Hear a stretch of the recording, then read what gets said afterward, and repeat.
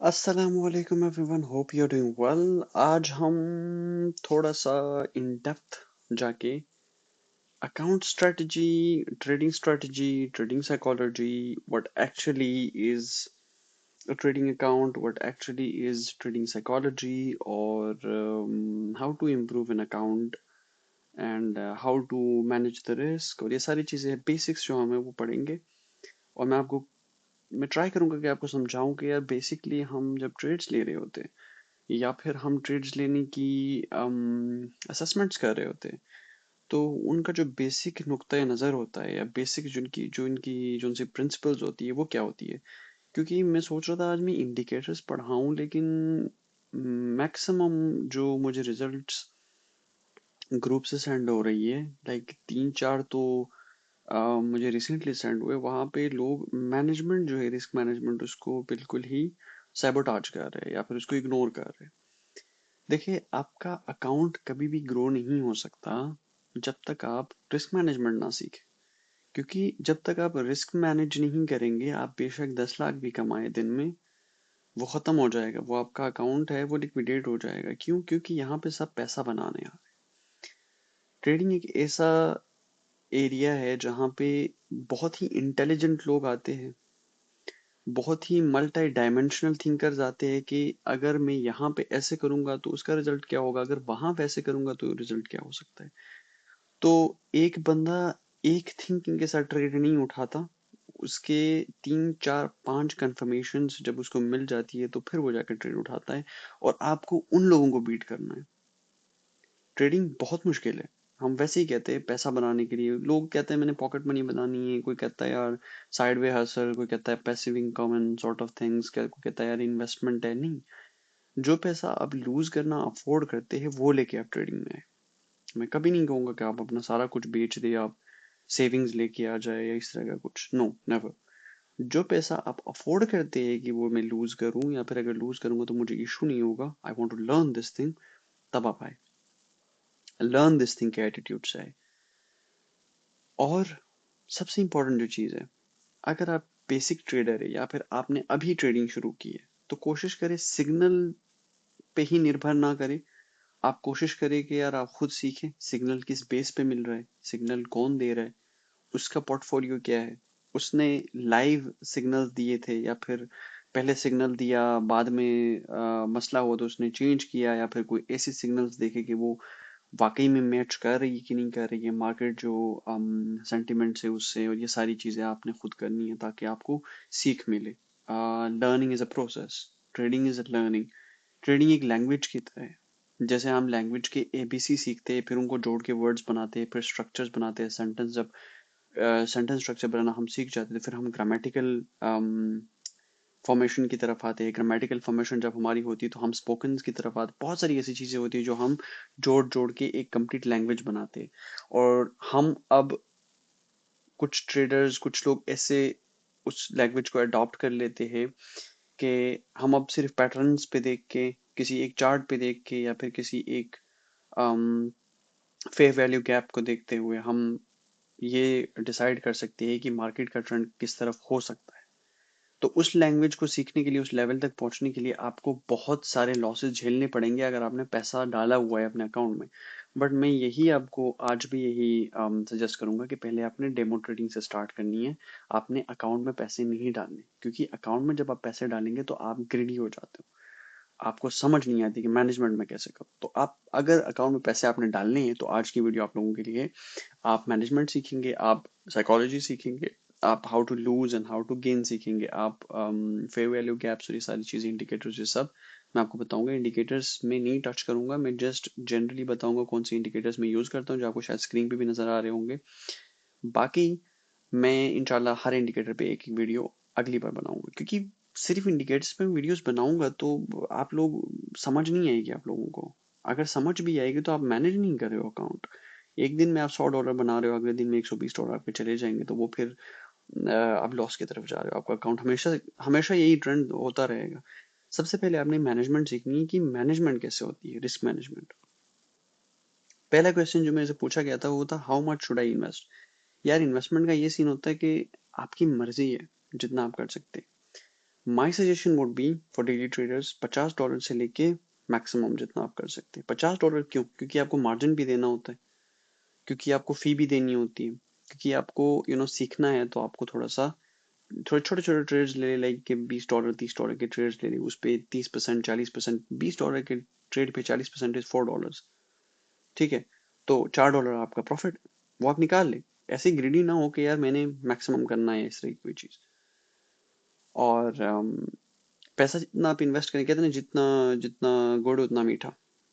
That's how you do it, but only मीठा तब होगा जब आप मैनेजमेंट सीखेंगे। मैनेजमेंट कैसे करेंगे? मैनेजमेंट ऐसे करेंगे, फॉर सपोज आपके अकाउंट में 100% जो आपकी इन्वेस्टमेंट है, आप एक दिन में ट्रेड कर रहे हैं, तो I would suggest as a mentor, as your as a person who is familiar with this space, मैं कहूँगा 10% से आपने ट्रेड करना है दिन में, सिर्फ 10%, विच मीन $100 है तो $10 से आपने ट्रेड करना है, $1000 है तो $100 से ट्रेड करना है। अगर आपने बहुत एग्जेजरेट किया, आपको पता है मार्केट क्या कर रहा है, या आपको पता है आपका मेंटोर क्या आपको बता रहा है, $20, 20%, और उसमें से भी रिस्क का मार्जिन सिर्फ 5 से 6% होगा। अगर दिन में आपके 6 ट्रेड्स लूज हो रहे और आपके स्टॉप लॉसेस 1% पे लगे, विच मीन $20 पे आपने $1 का स्टॉप लॉस लगाया हुआ है, तो $1 जैसे ही आपका स्टॉप लॉस हिट करेगा, वो एक ट्रेड, ऐसे करते 5 ट्रेड्स आपके दिन में अगर लूज हो जाते हैं, तो आपने अपना लैपटॉप बंद करना है। रिवेंज ट्रेड्स कभी नहीं लेने के, ये $5 मेरे गुम गए, इसमें चले गए, तो अब मैं क्या करूंगा, $30 डालूंगा इसमें, 75x की लेवरेज लूंगा, या फिर 7 लॉट्स लूंगा। 7 लॉट्स पे जो है मैं इसको खड़े खड़े रिकवर करके दिखाता हूँ। उस हिसाब से अगर आप रिवेंज ट्रेड्स लेना शुरू कर देंगे, तो वहां पे भी ट्रेडर बैठे हुए, आपकी लिक्विडिटी, आप किसी की लिक्विडिटी बन जाएंगे। तो दैट्स वाई सेंटिमेंट्स को थोड़ा सा आपने जो इमोशनल टर्मोइल्स है, उनको थोड़ा सा आप कंट्रोल में रखें। उसके बाद ट्रेडिंग साइकोलॉजी, थोड़ा सा मैंने टच किया ट्रेडिंग साइकोलॉजी को। इमोशनली आपने खुद को काम रखना है। गिलगित में जो लोग रहते हैं, जो पहाड़ी इलाकों में रहते हैं, मैं यही रिक्वेस्ट करूंगा कि आप लोग चाहे थोड़ा सा ब्रीद इन करें, थोड़ा सा कोशिश करें कि यार आप खुद को काम करें पहले, और फिर आके लैपटॉप पे बैठ जाए। ऐसा ना करें कि यूनिवर्सिटी गए थे, वहां पे फ्रस्ट्रेट हुए, कहा कि यार बस 2 क्लासेस हो चुकी है, मैं निकल रहा हूँ घर, घर जाके मैं ट्रेनिंग करता हूँ आज पूरा। नहीं, वो नहीं हो सकता, क्योंकि आपका माइंड जब तक काम नहीं होगा, जब तक आपको ये नहीं समझ आए कहाँ पे क्या करना है, तो आप कभी नहीं पैसा बना सकते। आप सिर्फ लोगों की लिक्विडिटी बन जाएंगे, आप सिर्फ लोगों के लिए सोर्स ऑफ अर्निंग बन जाएंगे वहां पे ट्रेडिंग स्पेस में। ये रिसेंटली मैं अपनी एग्जांपल देता हूँ। Hypocrisy is not good. मैंने खुद रिवेंज ट्रेड लिया था अपने दोस्त के लिए। मेरी एक फ्रेंड थी, उसके $60 लूज हो गए एटम पे, मैंने लॉन्ग दिया था, गलत टाइम पे एंट्री हुई, माई मिस्टेक। उन्होंने गलत टाइम पे एंट्री ली, हर मिस्टेक, जिसका भी था भारत। $60 लूज हो गए, and then I started my revenge trade. मैंने कहा कि यार अब सोल थोड़ा सा पंप हो रहा था, तो मैंने रेजिस्टेंस पॉइंट्स देखे हुए थे पहले ही, चार्ट मैंने देखा रेजिस्टेंस पॉइंट्स, अच्छा ठीक है यहाँ से शॉर्ट होगा, मैंने रेजिस्टेंस पॉइंट दे दिया, और मैंने जो है ट्रेड एग्जीक्यूट किया। एंड देन वो ट्रेड 168 पे हमने एंट्री की थी, 68.50 पे, $300 कुछ थे, और वो गया 175 पे, और हमारा स्टॉप लॉस दोनों का, मेरा भी उसका भी, हिट हो गया। उसमें मैंने कोई, मेरा ख्याल है 400 समथिंग लूज किए, और उन्होंने 116 लूज किए। वो हमने रिवेंज ट्रेड लिया। 2 सेकंड बाद जैसे ही वो स्टॉप लॉस लगा, मैं वापस चार्ट पे गया। चार्ट मैंने देखा वो तो हमने गलत की है, क्योंकि चार्ट था बुलिश, मेरी गलती की वजह से, क्योंकि मैं रिवेंज ट्रेड ले रहा था। तो ये चीजें ट्रेड साइकोलॉजी में आती है कि आपने रिवेंज ट्रेड्स नहीं लेने। आपका लॉस हुआ है, लैपटॉप बंद करें, अगले दिन आ जाए फ्रेश माइंड, गुड सेंटिमेंट्स, अच्छा मार्केट में गुड सेंटिमेंट्स होंगे, या फिर मार्केट को असेस करे, सुबह उठे, या फिर जिस भी टाइम आप ट्रेड ओपन करें। क्रिप्टो में तो कोई सुबह शाम का कोई सीन नहीं होता, बट वॉल्यूम फ्लो के टाइम्स होते।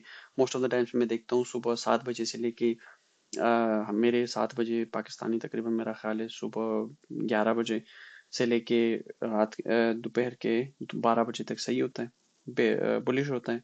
फिर जाके दोपहर के 2-3 बजे से स्टार्ट होता है बेरिश, जाके शाम के 5 बजे, बाकी उसके बाद फिर 50-50 होता है, जिसको हम डोजी कहते हैं, कैंडल के उसमें, कैंडल्स की लैंग्वेज में। तो ये चीजें आपने देखनी है। क्योंकि आगे रोबोट्स नहीं बैठी हुई, आगे लोग बैठे हुए। ठीक है, लोग बैठे हुए इसका मतलब ये है कि आपने अपना माइंड यूज करना है उनकी तरह, बट उनको बीट करना है। आपने सोचना उनकी तरह है, उनको बीट करना है। रिस्क मैनेजमेंट, मैंने आपको बताया जैसे रिस्क मैनेजमेंट कि आपने कोई ट्रेड लिया, फिर सपोज आपने $30 की ट्रेड ली, आपको 10% रिटर्न दे रहा है या फिर $10 रिटर्न दे रहा है, विच मीन्स की 80% 70% जितना भी। तो आपको ये नहीं लगना चाहिए कि यार नहीं मेरा टारगेट टच करेगा तो ही मैं अपना ट्रेड एग्जिट करूंगा। आप अपना स्टॉप लॉस ऊपर लेके जाए, क्योंकि आपने इन्वेस्ट ही $30 किए हैं। तो आप क्यों अपना $10 जाया करने के पीछे पड़े हुए? $30 पे $10 बहुत ज्यादा होता है, विच मीन्स कि 3000 पे ऑलमोस्ट 2000, 2000 से भी ज्यादा, विच मीन्स 30,000 पे $10,000, $15,000। वॉल्यूम की बात है। तो आप अपना प्रॉफिट बुक करें। अगर प्रॉफिट बुक नहीं करना, आप कैप लगाए, स्टॉप लॉस ऊपर ले जाए, अपने प्रॉफिट पे स्टॉप लॉस लगाए, जैसे वापस आएगा आपका स्टॉप लॉस आपका प्रॉफिट बाहर निकाल देगा। अगर ऊपर जाएगा तो और भी अच्छी बात है, स्टॉप लॉस बढ़ा दे जाए, ऊपर लेके जाए। स्मॉल मार्जिन ट्रेडर्स की बात कर रहा हूँ मैं। स्मार्ट बने, छोटे मार्जिन जो $100 $50 अकाउंट जिनका है, 200 $250 वालों का। ज्यादा का तो जाहिर सी बात है उनकी उनकी टारगेट्स होती है। अब जैसे मेरी टारगेट होती है, जब भी मैं ग्रुप में सेंड करता हूँ मैं एक टारगेट के साथ सेंड करता हूँ कि फिर सपोज कल रात को मैंने 16 पे दिया था, मैंने कहा 78 पे मैंने शॉर्ट किए, 178 85 पे मैंने शॉर्ट किया था, मैंने कहा मेरा टारगेट होगा 173। 173 मेरा टारगेट था, मैंने अचीव किया और अभी वो वापस जा रहा है वहां से। तो हम हमारा टारगेट होता है। और लेवरेज कोशिश करे लेवरेज। अगर आपने वाकई में बड़ी ट्रेड लेनी है ना, कोई स्कल्प करनी है, कोई इस तरह की ट्रेड लेनी है जिसपे आपको इतनी श्योरिटी नहीं है, बट आपने फिर भी स्कल्प करना है क्योंकि थोड़ी सी जो चीजें हैं वो मैच कर रही है, तो आप आइसोलेटेड लें। कभी भी क्रॉस मार्जिन ना ले। क्रॉस मार्जिन का मतलब आपके अकाउंट में जितना पैसा है वो एज अ मार्जिन यूज होता है वहां पे, लिक्विडिटी दूर करने के लिए। क्रॉस मार्जिन कभी ना करें इस तरह के ट्रेड पे। आइसोलेट करें, आइसोलेट करें। $100 की ट्रेड आप कर रहे हैं तो आइसोलेट करेंगे आपको, या $10 की आप ट्रेड कर रहे हैं आइसोलेट करेंगे, $5-10 आपका मार्जिन जाएगा। अगर ट्रेड लिक्विडेट होगा तो मार्जिन आपको वापस मिलेगा, जो आपने इन्वेस्ट किया था वो लिक्विडेट हो जाएगा, इतनी बड़ी बात नहीं है। लेकिन कुछ लोगों ने क्या किया रिसेंटली, जब मैंने मूड एंग पे शॉर्ट दिया था, मूड एंग पे शॉर्ट जब मैंने दिया था, उन्होंने किया बगैर स्टॉप लॉस यूज किए, और उनके अकाउंट में ही $50 थे, $100 थे किसी के। 75x का लेवरेज लगाया, which mean 7 lots, almost 7 lots उन्होंने ले लिए। और फिर जाहिर है डेसिमल में था मूड एंग, विच मीन्स कि छोटे उसमें था, प्राइस रेंज में था। और थोड़ा सा उसका 0.2% 3% 4% भी अगर ऊपर जाता तो आपका अकाउंट लिक्विडेट हो जाता है, वो तो ऑब्वियस सी बात है। तो कोशिश करें इस तरह के ट्रेड में अपना स्टॉप लॉस यूज करें। कोशिश करें इस तरह के ट्रेड में लेवरेज अपना कम रखें। अगर लेवरेज आप ज्यादा रख भी रहे हैं तो उसको आइसोलेट करें, क्रॉस मार्जिन ना करें। अगर क्रॉस करेंगे तो आपका पूरा अकाउंट उड़ जाएगा। लेकिन आइसोलेट करेंगे तो जितना आपने इन्वेस्ट किया है उतना ही उड़ेगा। That's how you manage your risk. उसके बाद मार्केट सेंटिमेंट्स बहुत इंपॉर्टेंट। मार्केट सेंटिमेंट्स आपने देखनी होती है कि मार्केट किस तरफ जा रहा है। आपको अगर तैरने को बोला जाए तो आप जो दरिया है उसकी सिमत में तैरना पसंद करेंगे या उसके अगेंस्ट? तो मेरा तो क्लियर फंडा है कि मैं तो दरिया के सिमत में तैरना पसंद करूंगा। और मोस्ट ऑफ द टाइम्स मैं क्या करता हूँ कि मैं शॉर्ट्स ले लेता हूँ। जिस तरह BTC 69,000 पे हमने शॉर्ट किया था, एक टाइम पे 65,500 पे भी शॉर्ट किया था। शायद ग्रुप में लोग होंगे, वहां पे हमने अच्छा खासा पैसा बनाया था। ऑलमोस्ट एक दिन में हमने कोई 500% रिटर्न किया था, सिर्फ BTC और उस पे सुई पे। तो वो ट्रेंड के अगेंस्ट किया था मैं, क्योंकि मार्केट बुलिश था, मैंने शॉर्ट किया। बट वो एक रेजिस्टेंस पॉइंट मैंने मार्क करके शॉर्ट किया था, क्योंकि आपको पता है मार्केट ऐसे ही नहीं करता, वो लिक्विडिटी ग्रैब करता है। लिक्विडिटी ग्रैब क्या होती है, ये भी बहुत इंपॉर्टेंट चीज है। कि एक रबर बैंड की एग्जांपल मैं आपको दूंगा। एक रबर बैंड के ऊपर आप जितना फोर्स लगाएंगे वो इलास्टिक है, नीचे जाएगा, बट एक टाइम पे अगर उस फोर्स को आप छोड़ देंगे तो वो जो चीज आपने अंदर होल्ड की हुई होती है वो फट से ऊपर जाएगी। लिक्विडिटी ऐसे काम करती है। जब एक ट्रेड ऊपर जाता है तो वापस आता है थोड़ा सा पुल बैक। पुल बैक क्यों होता है?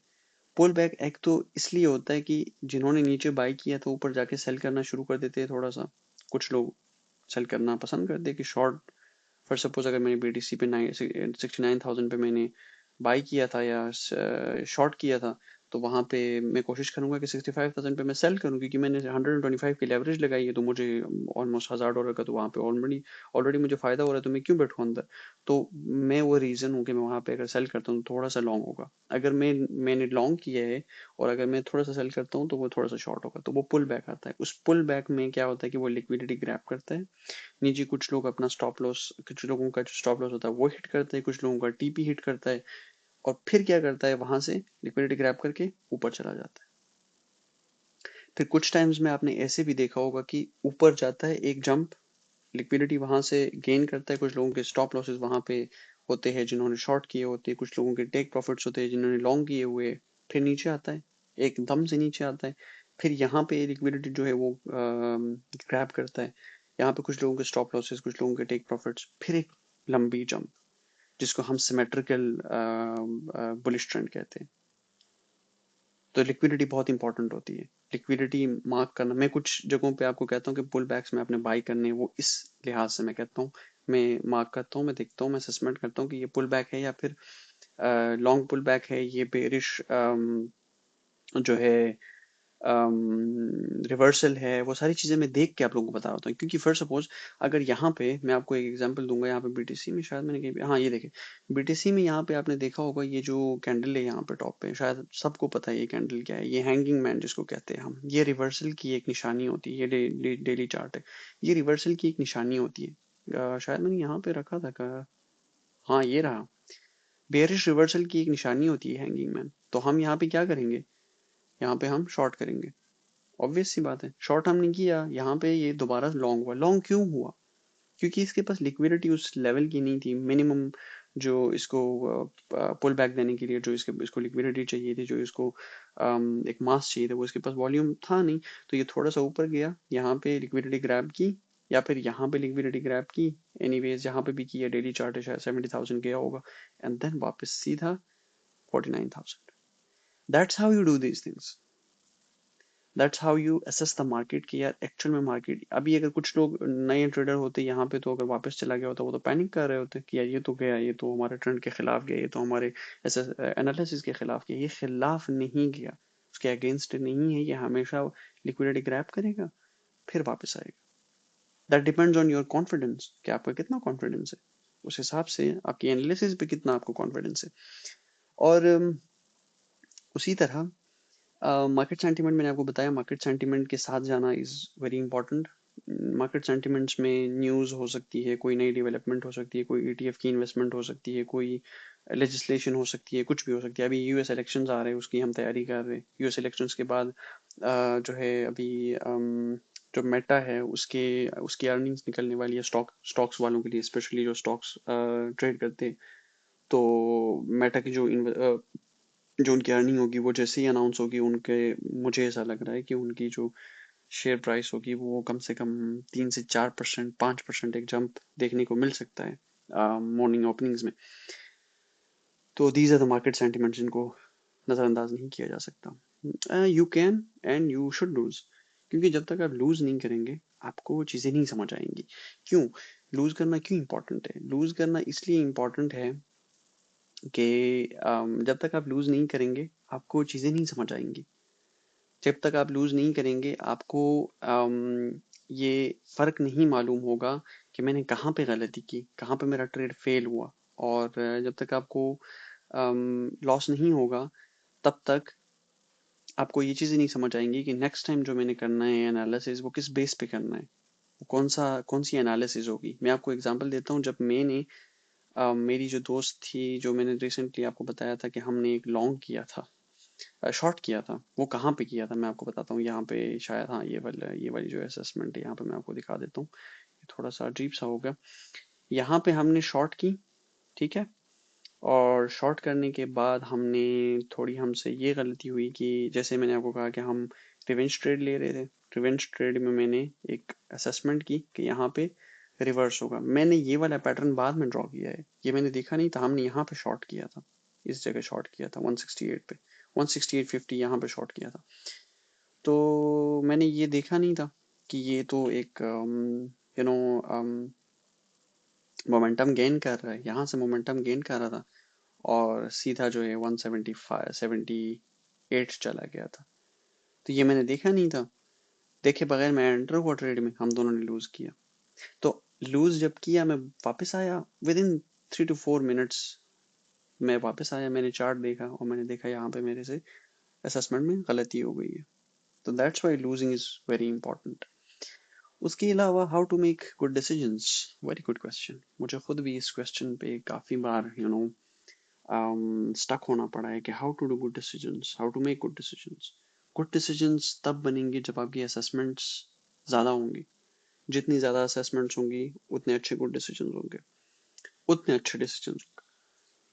फॉर सपोज, अगर आप सिर्फ इंडिकेटर्स और सिर्फ एक पैटर्न देख के, बगैर कैंडल्स रीड किए, बगैर मार्केट सेंटिमेंट देखे, बगैर जो है वॉल्यूम देखे, बगैर वॉल्यूम वेटेड एवरेज देखे, बगैर इचिमोकू क्लाउड को देखे, आपने ट्रेड लिया, वो ज़्यादा सक्सेसफुल होगा या फिर ये सारी चीज़ें मद्देनज़र रखते हुए अगर हम करेंगे तो वो सक्सेसफुल होगा? ऑब्वियसली जितना ज़्यादा आप असेसमेंट करेंगे, जितना ज़्यादा टाइम ट्रेड को देंगे, उतना ज़्यादा आपको आउटपुट मिलेगा। आपने जल्दबाजी नहीं करनी, इसीलिए मैं कहता हूँ काम माइंड। अब आपने देखा ट्रेंड के हिसाब से, ट्रेंड पे तो आसमान को छू रहा है, आप अचानक से घुस गए अंदर। अब आपको नहीं पता उसने लिक्विडिटी कहाँ पे ग्रैब करने के लिए उसने ये जंप किया हुआ है, या फिर उसने कहाँ पे जाकर रुकना है, या उसने पता नहीं यही से वापस जंप करना है। तो इसीलिए आपको पहले देखना होगा। बेशक ट्रेड आपका 1000 टाइम्स आपको लॉस मिले वो ट्रेड ना लेने से, लेकिन डिसिप्लिन इज वेरी इंपॉर्टेंट। आपने अंदर नहीं घुसना, पहले आपने डिसिप्लिन की सारी चीजें मार्क करनी है एक एक करके, कि मैंने कौन कौन सी चीजें देखनी है, फिर आपने ट्रेड में एंटर होना है। क्योंकि इससे आपका डिसिप्लिन जो है वो बहुत स्ट्रांग होगा। क्योंकि डिसिप्लिन अगर स्ट्रांग होगा तो नेक्स्ट टाइम आपको ऐसी ट्रेड्स तो 1000 मिलेंगी, लेकिन आपको वो जो लॉस है आपका, वो आप नहीं रिकवर कर पाओगे। कि ये मार्केट है, यहाँ पे इंटेलिजेंट लोग आते हैं। यहाँ पे हर बंदा इंटेलिजेंट है और हर बंदे को पता है दूसरे बंदे से पैसा कैसे निकालना है। क्योंकि ये लोग है, लोगों का वॉल्यूम है, लोगों की इन्वेस्टमेंट है, वहां से आपने पैसा कैसे निकालना है, ये कमाल है। ये अपने असेसमेंट के बेस पे करना होगा। उसके अलावा कौन सी इंडिकेटर्स मैं यूज करता हूँ मेनली डे ट्रेडिंग के लिए? वो तो ऑब्वियसली EMA 9 है, जो एक्सपोनेंशियल मूविंग एवरेज जिसको हम कहते हैं। 20 है, 200 है, मैं 50 भी यूज करता हूँ EMA। और वीवैप यूज़ करता हूँ, वॉल्यूम वेटेड एवरेज जिसको हम कहते हैं। उसके बाद मैकडी यूज़ करता हूँ। उसके बाद वॉल्यूम बार्स में यूज़ करता हूँ। जो वॉल्यूम बार्स यहाँ पे मैं, ये चेक करें, ये जो वॉल्यूम बार्स है ये बहुत इंपॉर्टेंट होते हैं। ये वॉल्यूम बार्स, इनको देखे बगैर अगर आप ट्रेड लेंगे, कल रात को मैंने जो ट्रेड लिया था मैं आपको दिखा देता हूँ। यहाँ पे मैंने ट्रेड लिया था 178 पे। वो जो ट्रेड लिया था 27 23, हाँ ठीक है। यहाँ पे जो मैंने ट्रेड लिया था वो मैंने इस वॉल्यूम के बेस पे लिया था। क्योंकि यहाँ पे एक बेयरिश इनगल्फिंग वॉल्यूम मुझे लगा था कि यहाँ पे बेयरिश मार्केट एक डोमिनेंसी दिखा रहा है। मैं वेट कर रहा था कि यहाँ पे एक वॉल्यूम बनाए, बुल्स जो है बाइंग वॉल्यूम बने, इसी तरह का बड़ा कोई वॉल्यूम बने। मैं वेट कर रहा था उस चीज़ का। एंड देन मैंने देखा कोई इस तरह का नहीं बना, सारे छोटे बने, वॉल्यूम नहीं आ रहा था बाइंग वॉल्यूम, तो मैंने शॉर्ट कर दिया यहाँ पे और सीधा यहाँ पे 173 पे मैंने एग्जिट कर दिया। वॉल्यूम देख के आप ट्रेड्स करें। अगर मार्केट ने ऊपर जाना होगा तो उसका वॉल्यूम ये होगा। अगर मार्केट ऊपर जा रहा है, ये चेक करें, यहाँ पे बाइंग वॉल्यूम आ रहा है, तो मैं वेट करूंगा कि यह कोई रेड जो है कैंडल इसको डिफीट करे, विच मीन इससे भी बड़ा रेड कैंडल आए। नहीं आया, यहाँ पे एक और ग्रीन आया, छोटा सही वॉल्यूम, एक और ग्रीन आया, नहीं। रेड जब आया तो बहुत छोटा आया, इस ग्रीन से भी छोटा आया, विच मीन्स कि बाइंग सेलिंग पावर इसमें बहुत कम है। यहाँ पे मैं लॉन्ग करूंगा। तो ये वॉल्यूम के बार्स बहुत इंपॉर्टेंट होते हैं। वॉल्यूम का बार अगर देखे बगैर आप ट्रेड लेंगे तो ऑब्वियसली लॉस होगा। अभी मेरा एक कजन था, उसने मुझे बोला कि मैंने यहाँ पे लॉन्ग किया 178 पे।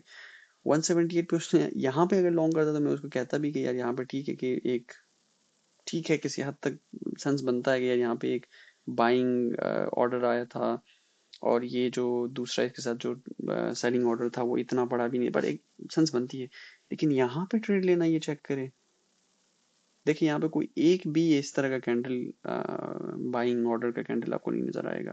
हालांकि सेलिंग कैंडल्स है, यहाँ पे सेलिंग ऑर्डर है। और जो है CCI ये 20 EMA की तरह ही होता है। ये आपको काफ़ी कॉम्प्लिकेटेड है। ये फिर मैं आपको इसको ऑलमोस्ट इसको 30-40 मिनट चाहिए होंगे इसको समझाने में। ये अलग से मैं आपको बताऊंगा।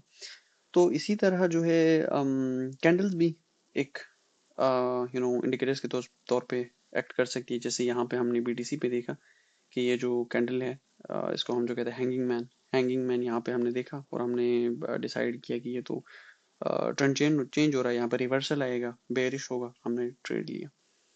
उसके बाद फेयर वैल्यू गैप्स, अगर फेयर वैल्यू गैप्स आपको समझ आने लग गई, अगर आपको समझ आने लग गई है तो फिर आपको दूसरी किसी चीज़ की ज़रूरत नहीं है। फेयर वैल्यू गैप्स अगर आपको समझ आती है, फेयर वैल्यू गैप्स पे मैं इंशाल्लाह एक प्रॉपर गाइडेड वीडियो बनाऊंगा इस पे कि यार फेयर वैल्यू गैप्स को कैसे देखते हैं। ये बहुत इजी भी है और बहुत ट्रिकी भी है। अगर ये आपको समझ आई तो आप ट्रेड्स ले सकते हैं, डेली ट्रेडर्स के लिए है ये सिर्फ। उसके अलावा फिर लिक्विडिटी एरिया जो मैंने आपको बताया कि जो कॉर्नर्स होते हैं जहाँ पे लिक्विडिटी ग्रैब करने के लिए, ये चेक करें यहाँ पे फॉर सपोज 49 था, 49 से ये गया 64 पे, वहां से ऊपर ये नहीं जा पाया क्योंकि इसको वॉल्यूम नहीं मिल रहा था बाइंग। फिर ये नीचे आया, लिक्विडिटी ग्रैब की यहाँ पे इसने 52 पे, बाइंग ऑर्डर्स आए, ये वापस गया ऊपर।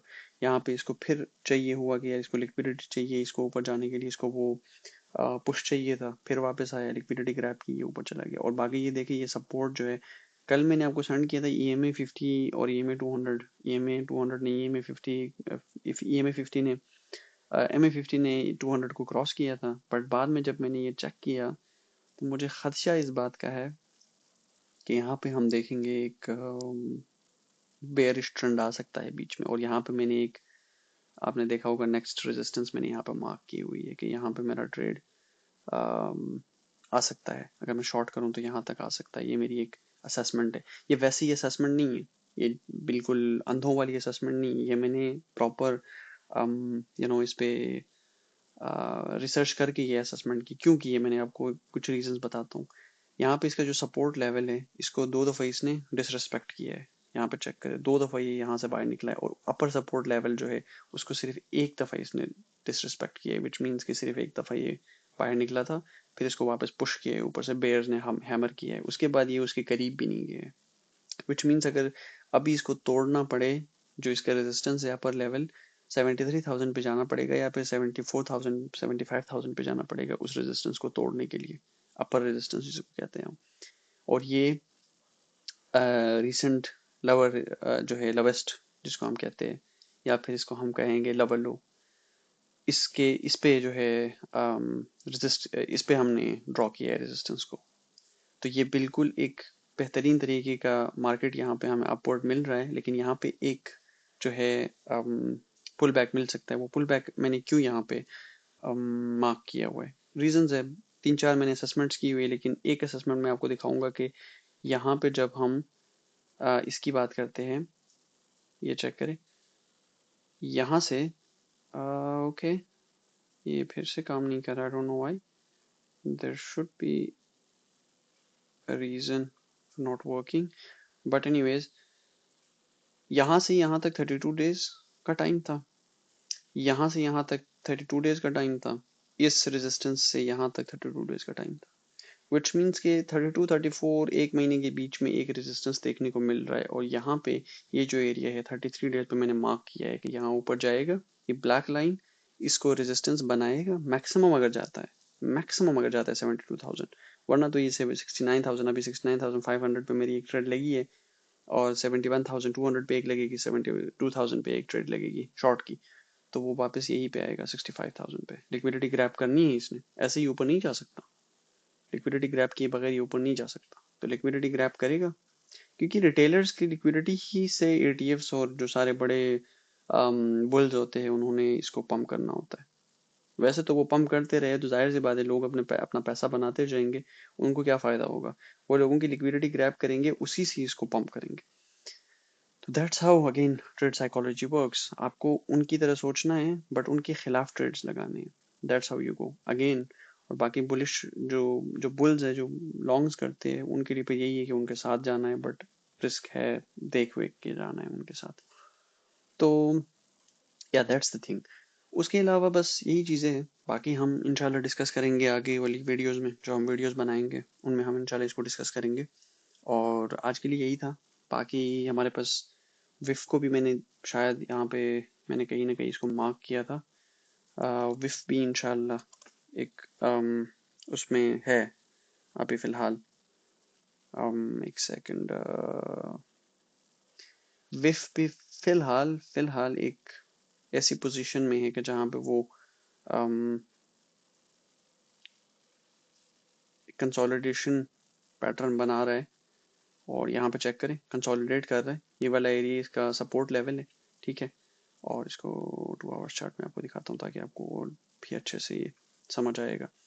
ये चेक करें, ये एक सपोर्ट लेवल है इसका, यहाँ पर चेक करें, एक बार ये गया है, 2-3 बार इसने सपोर्ट लेवल दिखाई है, और ये यहाँ पे ब्रेक नहीं कर पाया।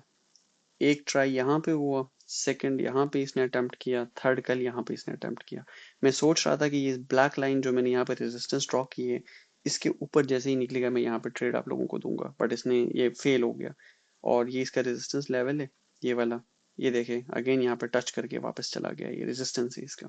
तो that's how we assess these trades. और जैसे ही ये इस ब्लैक लाइन के ऊपर एक डेली कैंडल या फिर आवरली कैंडल यहाँ पे बनाएगा, हम ट्रेड को एंटर करेंगे। ये चेक करिए, ये वाला जो आज मेरा वो कजन कह रहा था साइड रेजिस्टेंस को उसने बेस बना के किसी ने उनको ट्रेड दिया था जो लॉस में चला गया। साइड रेजिस्टेंस को हम इसलिए मार्क करते हैं कि हो सकता है ये सिमेट्रिकल हो, लेकिन सिमेट्रिकल नहीं था तो ये वापस आ गया। मैं अभी इसको हटा देता हूँ। कल मैंने इसको ड्रॉ किया था कि कल जैसे ही यहाँ पे जाएगा सिमेट्रिकल बनाएगा या ऊपर जाएगा। तो these things work, this is how things work. तो या दैट्स ऑल फॉर टुडे। इंशाल्लाह फिर मुलाकात होगी, और मैं आप लोगों के लिए वीडियोस बनाता रहूँगा। स्टडी करें, पढ़े, और ज़्यादा कोशिश करें कि डेमो अकाउंट्स पे ट्रेड करें, पैसा ना डालें पहले, डेमो अकाउंट से फिर पैसे की तरफ आप जाए। और आपकी एक्यूरेसी ना बहुत मैटर करती है। मैं कहता हूँ जब तक आपकी एक्यूरेसी और आपकी कंसिस्टेंस मीट ना करें तब तक आप ट्रेड्स करने के अहल नहीं है। क्योंकि क्या होता है कि एक एक पैराबोला टाइप का बनता है कि आपने गेन किया गेन किया गेन किया, दिन के आखिर में लूज किया, एंड पे आ गए जीरो। या फिर आपने गेन किया फिर लूज किया एंड पे जाके आपका आपका माइनस अकाउंट माइनस में चला जाता है। तो what you need to do is कि आपने गेन करना है, एक पुल बैक आएगा फिर गेन करना है, फिर पुल बैक आएगा फिर गेन करना है, इसी तरह आपने ऊपर की तरफ जाना है। वो पुल बैक जो होगा वो ऐसे होगा कि अगर आपने दिन में 10 ट्रेड्स लिए हैं, 3 ट्रेड्स आप लूज कर सकते हैं, नो वरीज, लेकिन 7 ट्रेड्स आपके अच्छे जा रहे हैं, विच मीन्स आपने ब्रेक इवन को ब्रेक किया है। अगर आपने 10 ट्रेड्स लिए, 5 ट्रेड्स लूज 5 ट्रेड्स गेन, तो आप ब्रेक इवन पे। अगर जिस दिन आप 6 ट्रेड्स 7 ट्रेड्स अच्छे लिए, 4 ट्रेड्स आपके गलत जाए, या हफ्ते में, या आप देखिए 1 महीना मेरा कंसिस्टेंट हो गया, इसी तरह 2 महीना कंसिस्टेंट हो गया, 6 महीने जिस तरह कंसिस्टेंट हो गए, फिर आपने क्या करना है, आप अपना वॉल्यूम बढ़ाना है, या आपने अपना मार्जिन बढ़ाना है। 10 सेंट्स पर डे अगर आप कमा रहे हैं, 10 सेंट्स, तो मैं कंसिस्टेंटली, तो मैं इसको बहुत बेहतर समझूंगा बजाय इसके कि आप दिन में 100 एक दिन में कमा रहे हैं, 120 अगले दिन कमा रहे हैं। मैं इस 10 सेंट को बहुत बड़ा चंक ऑफ अर्निंग में कहूंगा। क्यों? क्योंकि ये कंसिस्टेंट है, ये एक्यूरेट है। कल आप मार्जिन बढ़ा सकते हैं उस 10 सेंट को। अगर आपने $1 इन्वेस्ट किया था, 10 सेंट बनाए थे, आप उस $1 को $10 कर सकते हैं। आप इन्वेस्टमेंट बढ़ा के $100 कर सकते हैं, आप इन्वेस्टमेंट बढ़ा के $1000 कर सकते हैं। विच मीन्स अब आपने $1000 पे $100 बनाए, आपने $100 पे $10 बनाए, आपने 10,000 पे $1000 बनाए कंसिस्टेंटली हर दिन, तो महीने में आपने $30,000 बनाए। तो कंसिस्टेंसी और एक्यूरेसी जब मीट करेगी उस दिन मैं कहूंगा कि आप ट्रेड कर सकते हैं। Now you can trade. उससे पहले आपने ट्रेड बिल्कुल नहीं करना। उससे पहले आप डेमो अकाउंट्स में जाए, प्रैक्टिस करें, सही प्रैक्टिस करें, क्योंकि डेमो अकाउंट्स में आपका जो दिमाग होता है वो काम होता है, क्योंकि पैसा कहीं नहीं जा रहा, आपको खतरा नहीं है उस चीज़ से। तो आप बिल्कुल काम होकर हर चीज़ देख के आप ट्रेड करेंगे, and then you will learn how to you know how to manage psychologically, how to manage trades psychologically. तो दैट्स वेरी इंपॉर्टेंट कि आपने काम रहना है हर सिचुएशन में, जैसे मैंने आपको बताया। पुल बैक्स आती है या फिर बेशक स्टॉप लॉस हिट होता है, बेशक कुछ भी हो जाता है, तो आपने काम रहना है हर सिचुएशन में। तो that's the end of today's video. और इंशाल्लाह मैं इंडिकेटर्स पे और इन चीज़ों पे अगला एक वीडियो में बनाऊंगा। और श्योरली इंशाल्लाह कुछ दिनों में हम कोशिश करेंगे कि अपनी ट्रेड को बेहतर करें, ट्रेड साइकोलॉजी को बेहतर करें, हम कोशिश करेंगे रिस्क मैनेजमेंट को बेहतर करें, हम कोशिश करेंगे कि इंडिकेटर्स, पैटर्न और कैंडल बेस्ड हम ट्रेडिंग करें, बजाय इसके कि सिर्फ आप मेरे सिग्नल्स का वेट करें। और हम कोशिश करेंगे कि हम जो है डिसिप्लिन्ड रहे। ये सारी चीज़ें डिसिप्लिन के अंदर आती है। तो अगर आप फॉर सपोज महीने में एक ट्रेड, दिन में एक ट्रेड कर रहे हैं $100 का, तो आप आपका जो मैक्सिमम लॉस होना चाहिए, जैसे मैंने पहले कहा कि वो आपका 6% होना चाहिए मैक्सिमम, मिनिमम 4%। उससे ज़्यादा आप लॉस ना करें, आप अपना लैपटॉप बंद करें चले जाए। लेकिन जिस दिन ग्रीन डेज होती है, लाइक आपने 10 ट्रेड्स लिए, 10 के 10 अच्छे गए, ट्रेड्स करें और भी करें, मसला नहीं है। स्टॉप लॉस यूज करें, ट्रेड्स करें आराम से सुकून से, क्योंकि ये ग्रीन वीक्स और ग्रीन डेज बहुत रेयर होती है शुरू के ट्रेडर्स के लिए। तो ये ब्रेक इवन होता है आपका। तो दैट्स ऑल फॉर टुडे, इंशाल्लाह मुलाकात होगी। अल्लाह हाफिज़। और अगर कोई सजेशन, कोई कुछ भी, कोई क्वेश्चंस कुछ भी है, कमेंट सेक्शन में या व्हाट्सएप ग्रुप में आप हमसे हम पूछ सकते हैं। एंड इंशाल्लाह मैं नई वीडियो और नए अज़्म के साथ नेक्स्ट वीक हाजिर हूँगा। अल्लाह हाफिज़।